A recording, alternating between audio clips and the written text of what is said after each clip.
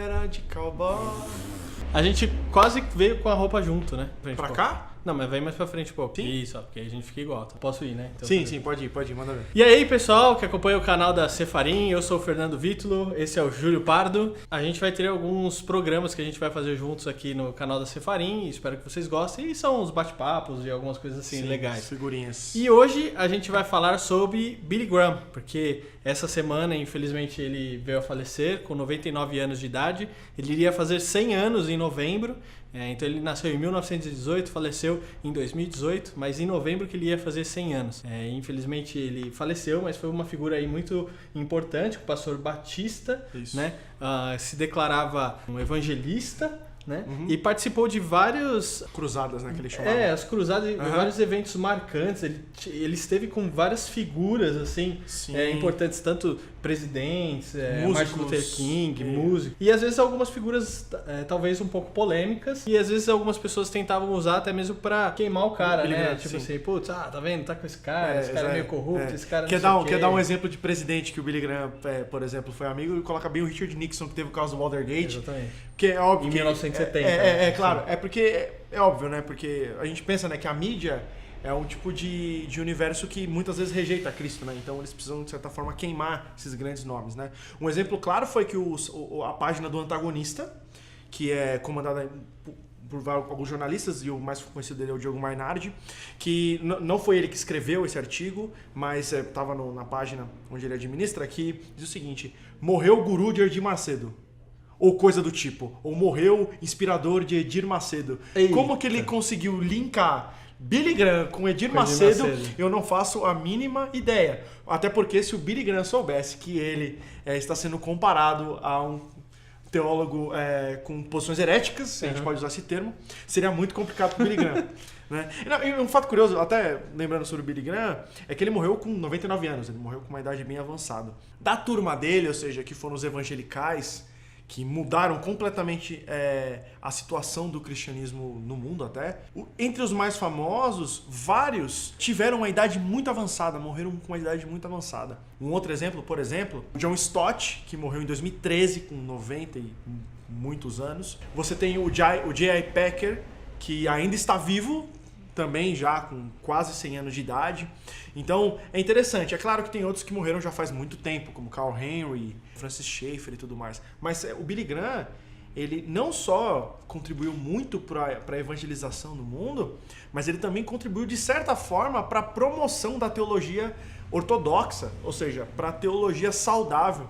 Porque na época onde ele começou o seu ministério, você tinha uma crise teológica muito forte, que de um lado vocês tinham os liberais teológicos, que negavam a autoridade das escrituras, que negavam que a Bíblia era infalível, e num outro extremo você tinha os fundamentalistas, que eram aqueles que pegavam todos os textos de forma literal. Então a gente voltou no tempo, porque hoje ainda tem algumas coisas muito parecidas isso aí, né? Não, mas é engraçado porque quando o Billy Graham começou... É cíclico, né? Cíclico. Parece que volta, né? É porque quando o Billy Graham começou, o ministério dele, essa treta ainda era nova, né, dos fundamentalistas contra os liberais. Inclusive o termo fundamentalista surgiu naquele tempo, porque eles criaram um livro chamado Os Fundamentos. O Billy Graham veio num movimento onde precisava de equilíbrio. Precisavam de pessoas que tinham paixão pelo evangelho, empregar o evangelho, mais do que nessas discussões, ao mesmo tempo afirmando a suficiência das escrituras e principalmente afirmando a suficiência de Cristo na salvação. Então, se você vê as grandes pregações do Billy Graham, ele sempre enfatiza a salvação em Cristo, a salvação somente pela fé,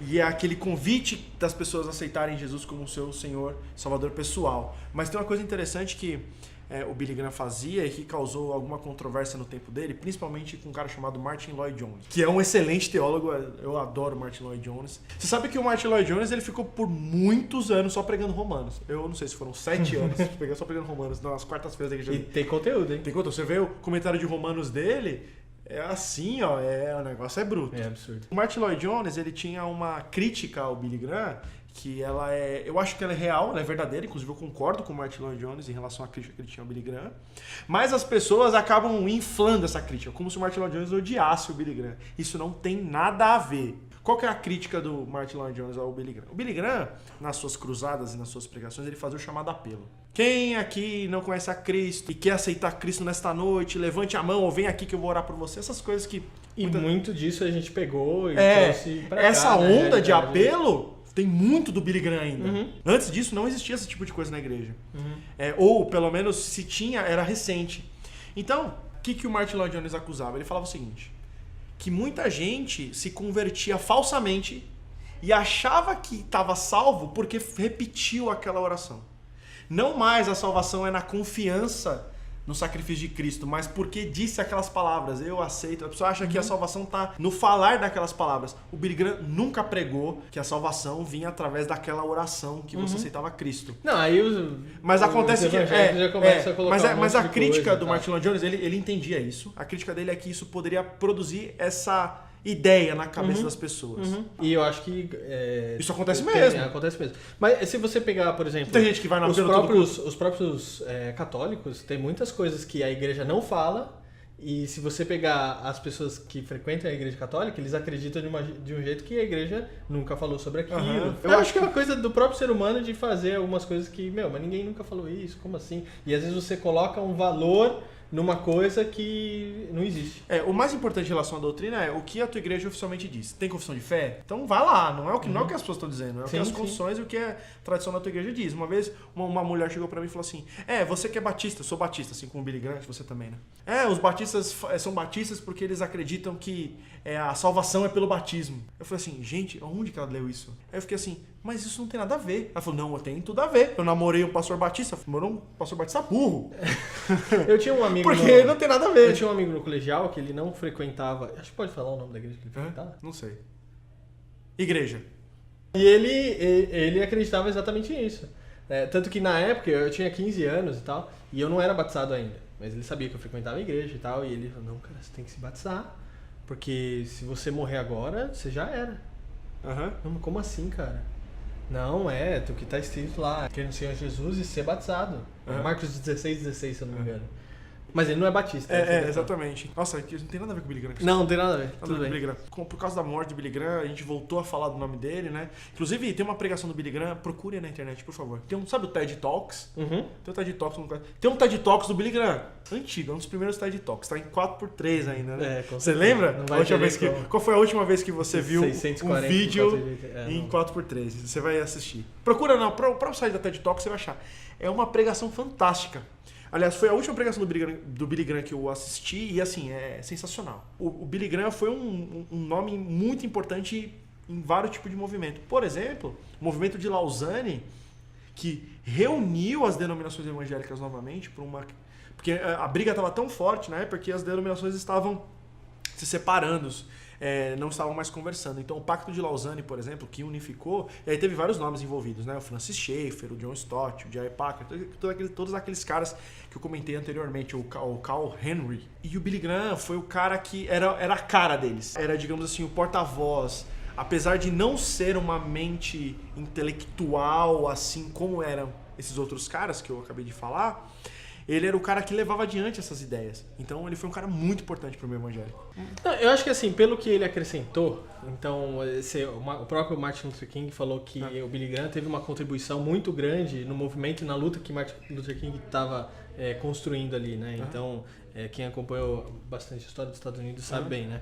Eu acho que é muito ruim quando às vezes as pessoas tentam desmerecer por algumas coisas, né? Igual quando você fala assim, ponto pequeno. Ele estava lá do lado do Nixon e tal, mas aí a gente tem que ver toda a questão, por exemplo, igual você comentou, ele teve do lado de todos os presidentes. Todos os presidentes, né? Todos os presidentes. E ele não estava ali fazendo uma articulação, simplesmente para alguma... E ele já foi tentado muito... Mas ele estava preocupado realmente em promover o reino Sim. de Deus. O Billy Graham foi tentado diversas vezes a assumir posturas políticas e ser candidato. Ele facilmente ganharia uma eleição. Mas ele sempre se recusou porque ele era um evangelista. Né? Então, o foco principal dele era... Claro. Isso não significa que ele não dava opiniões políticas. Não. Inclusive, ele tem opiniões fortes, inclusive, que eu concordo com elas, se você procurar aí. Mas eu acho que isso faz parte da gente, até mesmo para tentar colaborar com a sociedade onde a gente vive. Isso não pode ser isentão, né? Sim, não, eu sou crente, eu sou isentão. Qual que é a sua opinião política? Não, eu não tenho, eu sou isento. O Billy Graham era um cara de opiniões muito fortes, as pessoas respeitavam ele por isso. Beleza, gente. Bom, essa foi o nosso bate-papo aqui. Pequeno bate-papo rápido. Também não é tanto conteúdo assim. Mas até para homenagear aí ou para lembrar do Billy Graham. Billy Graham morreu aí essa semana. Espero que você goste desse vídeo. Se você tem algum comentário, alguma coisa, não esqueça de também se inscrever no nosso canal, deixar sua curtida e a gente se vê no próximo vídeo. Não é não? Isso aí. Falou. Tchau.